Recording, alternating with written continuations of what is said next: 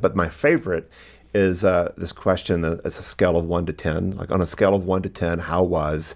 And then you fill in the blank what you want to know.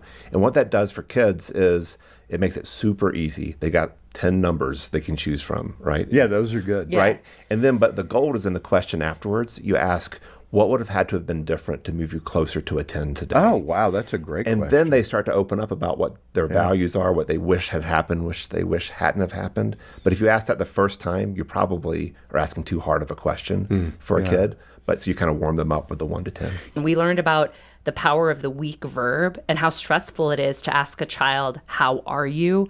Or how was your day? It's creating too much of a cognitive load on the brain. All the, research shows that weak verb, it's too hard for people. So put a strong verb in there. What surprised you about your day?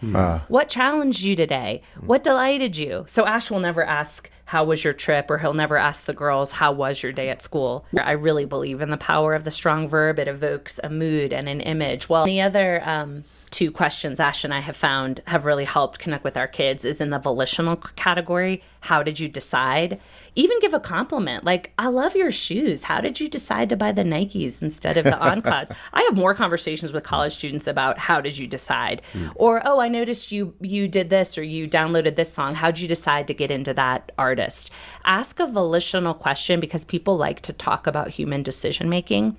And the last question that we're finding both with adults and children is to ask, what were you thinking about most today? It's a wonderful question. I met with a trauma expert who told me one of the most loving things you can ask a child is what's been on your mind.